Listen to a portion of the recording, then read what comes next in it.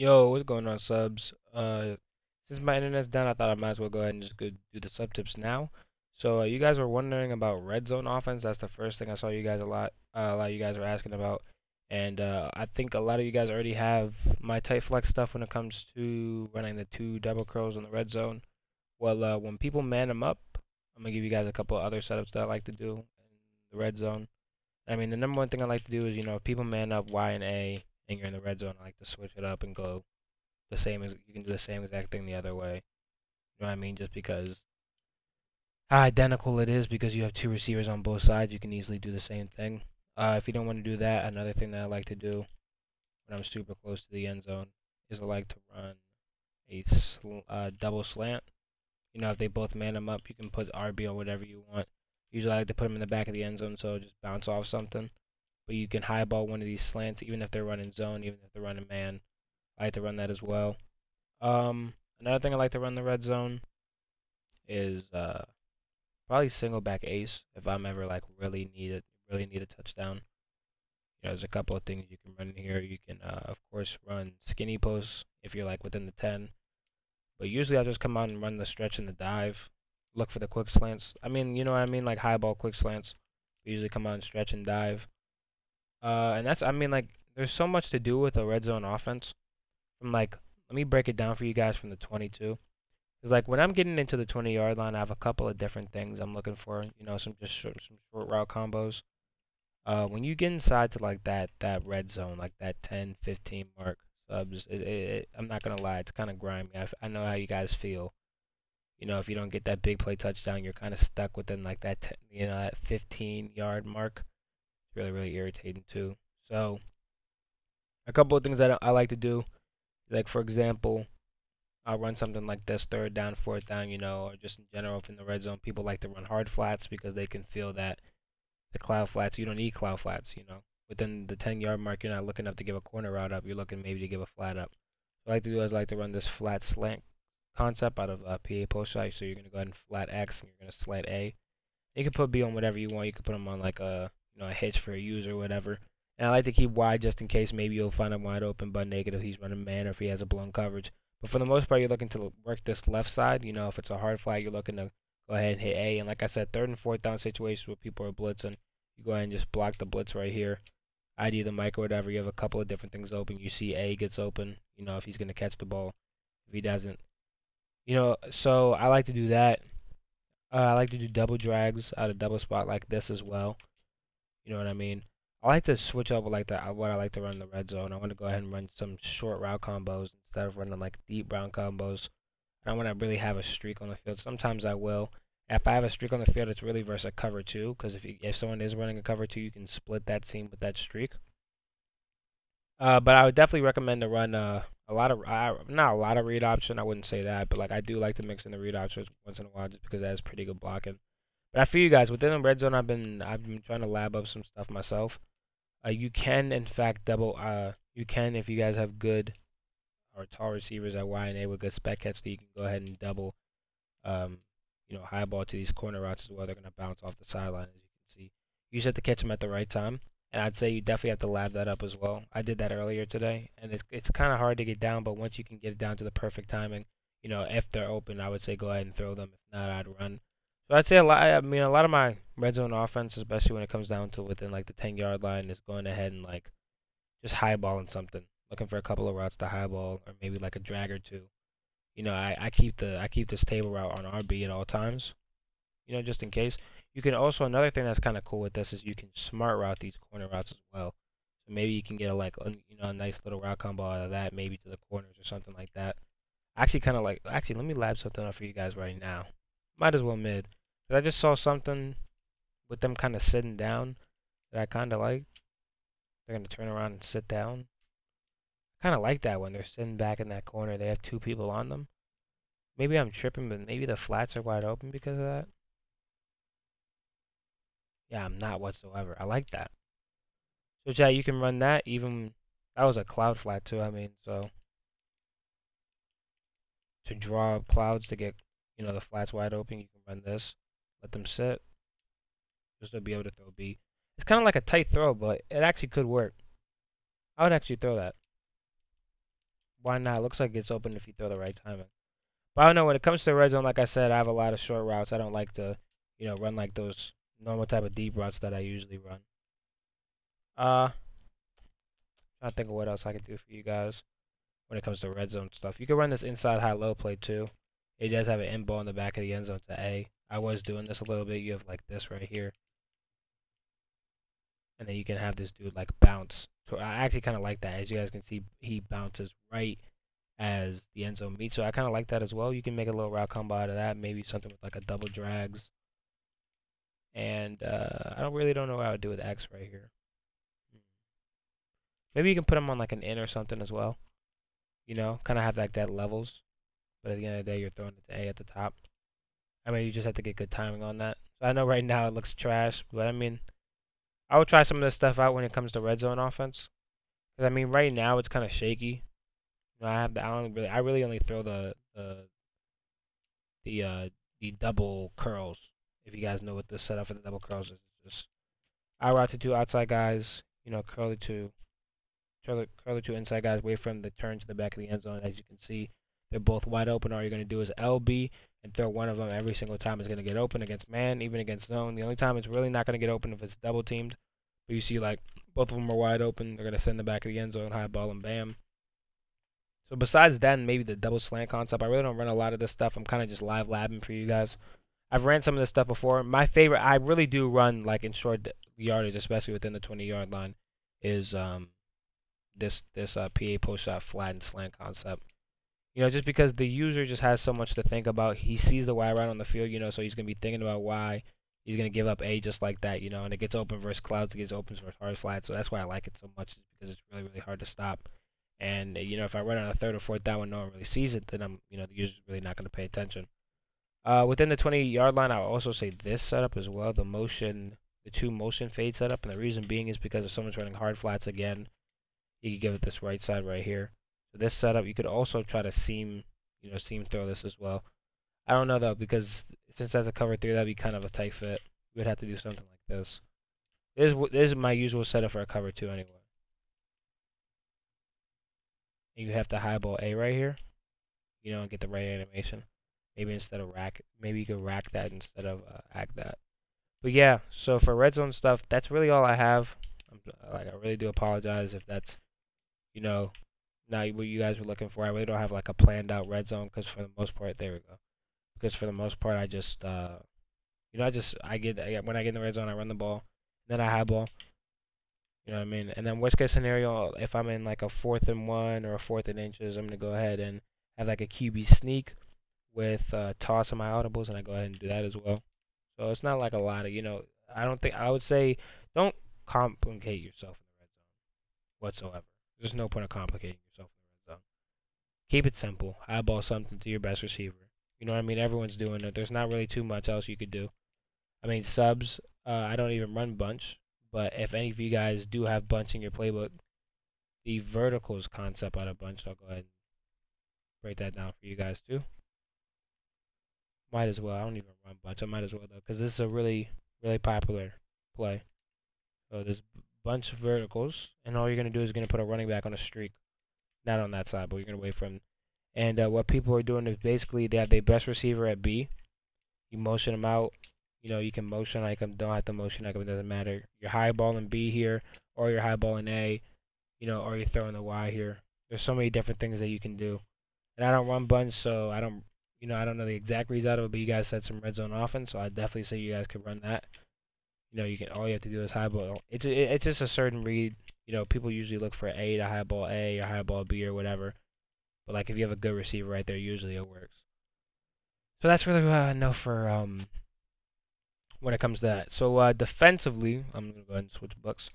One thing I love about sub tips is it's kind of raw. You know what I mean? I don't have to do as much editing as YouTube videos. So defensively, what I'm going to give you guys is just a little bit more of my setups that I've been doing lately on Dollar, the Crossfire. I've started to run it with hook curls a lot more. I don't know if you guys have been running with hook curls, but hook curls have been really, really good to me lately. I'm going to show you guys a couple of different ways I like to shade. And the reason why I like hook curls over 3-Rex is because the way the hook curl plays, when you hold R2 to see the play art, it actually plays where that where that play art is. It actually stays in that exact spot. So if you shade down, it's just gonna play any type of curl that's on that side of the field. Not curl. It's gonna play any type of drag or slant that's on that side of the field. If you shade up, it's gonna play any type of post. If it stays in the middle, it's not gonna play. You're just gonna play anything that's coming to him. That's what I like so much about it compared to the three rec, is because it's predictable. You know it's gonna guard that side of the field. Now, like the three rec, which is kind of unpredictable, which is annoying for your user because sometimes the three rec is just like, what the fuck is it doing? You know what I mean? So I'm gonna go to Crossfire here. I've been running it flipped for sure. I definitely would recommend any of you guys to run it flipped. It just gets better pressure, and you have this three rec on the. When people run trips and stuff, usually it's to that left side anyways. So you want this three rec. But all I've been doing is I've been baselining. Well, not baselining. I've really just been. Well, I've been. I guess I've been baselining. I don't know. Usually I just come out baseline and I just messed this whole entire thing up. Alright, I got it the right way. Cool. So all I do is I baseline, I spy my middle linebacker, then I'm gonna go ahead and use her. Shade down, shade up, turn this into a hook curl, you know, and then from there, I'm deep halving, or if it's trip side end, then I'm inside or outside quartering, just because it's a little bit better than deep halving this year. It's just gonna play like that crosser that comes around the middle, that PA crosser. It's gonna jump in the middle of the field, so I like the outside quarter. So I mean, I would honestly outside quarter at all times, but you can deep half as well, just in case you don't want to get hit in the seams. And from there, I mean, I don't do anything with the D line. You could spread it, or you could crash right or left, if you're not getting any pressure. But usually, I just say the normal version of it, and it screams. You can also run the contain blitz, which is just dragging this and send 5.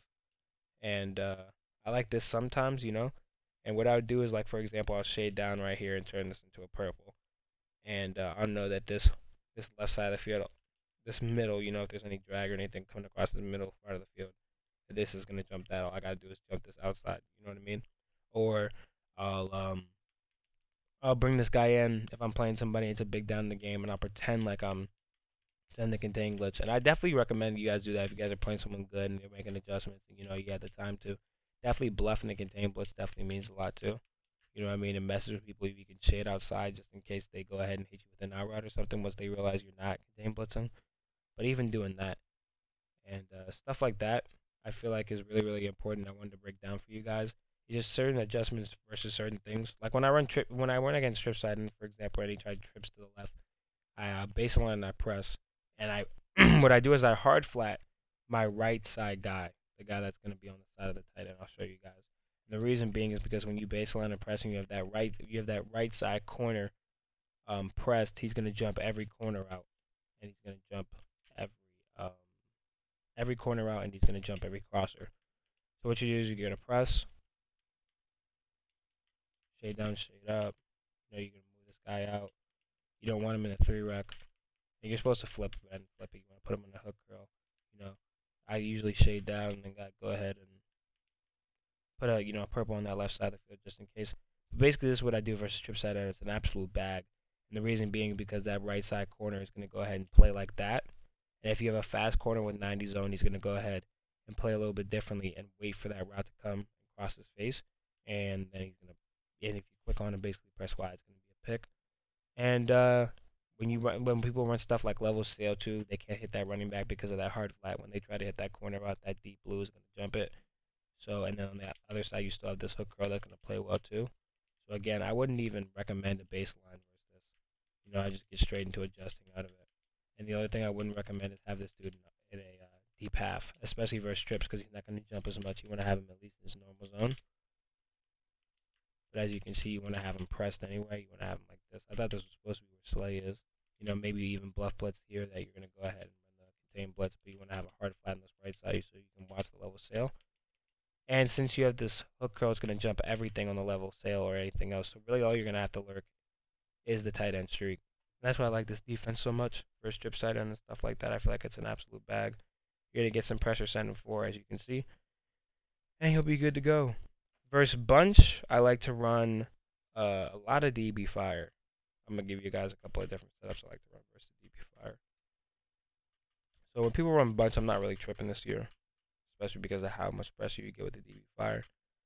So what I like to do subs is I'm just going to go ahead and press, bring this guy over, QB contain, man this guy up, bring him back a little bit, and zone this guy here, and I like to blitz him, shade down, and then cloud flat. So I know it's a lot. I'll go over it again. But basically, this is my favorite setup for bunch. You're just jumping to see. Basically, you're saying, okay, if the running back is on a route, what route is he on? I'm watching him. If he's not on a route, then he's probably, they're blocking it because they're scared of the blitz, and it's going to scream anyway. So all you're really watching is the middle of the field right here. Or maybe if a drag crosses, if you have a good cornerback in mud or whatever mode you're playing, he's going to go ahead and lock up this left side cornerback and receiver enough to where the blitz comes in. So this is my favorite setup. You can also sometimes man this dude up if they're running verticals. And then all you have to do is lurk the running back to that post route in the middle. But these are my two favorite setups.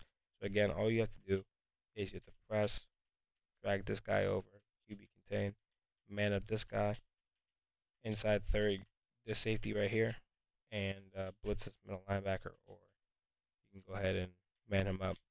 And I like to shade up and then shade down, or shade down, and shade up. It doesn't really matter. So let me see what else.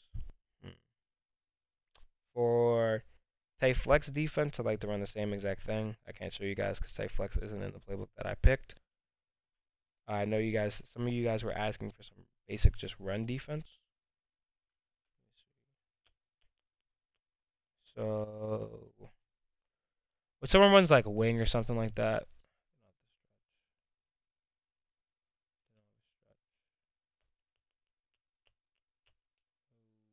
I can't find something with stretch. Okay. Steelers apparently just don't like to run stretch ever. I know Ace has stretch, but it's not the way I want it. What? They don't have stretch either? No way. What is going on?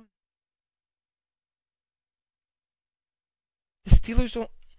Hold up. Hold up. Sweep? Alright.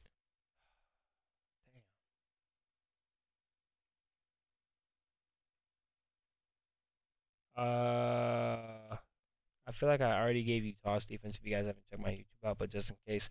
This is just toss defense in general. It doesn't have the I-form type, but this will work for us too. All you're going to do is baseline press out of a cover 2 with 3-4 odd, and then you're just going to man up that running back, and he's going to jump that. And if it's versus that I-form close stuff, that problem, and all the the weekend league guys around there, you're going to go ahead and deep half this guy.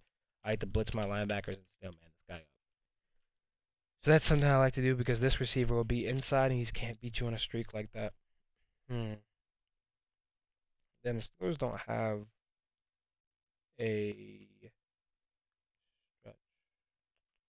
I really don't have that good of inside zone defense. I like to just stand on the outside and hope I can get a shed or I can blow it up just depending on it. So I don't want to show you guys that. It's not really that good. I mean, I can show you guys the spot I stand at.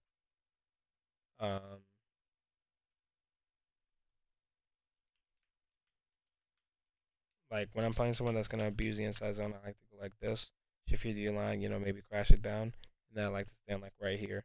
And usually you just want to go ahead and try to shoot that left tackle, left guard gap if you can.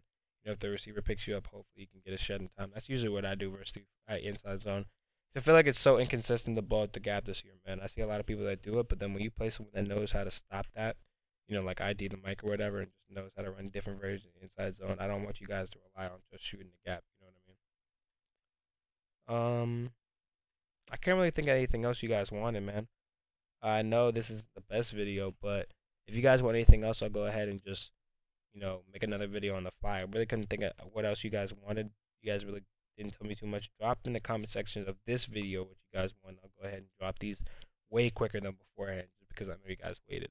But hopefully you guys enjoyed. Thank you for subbing. I'm out.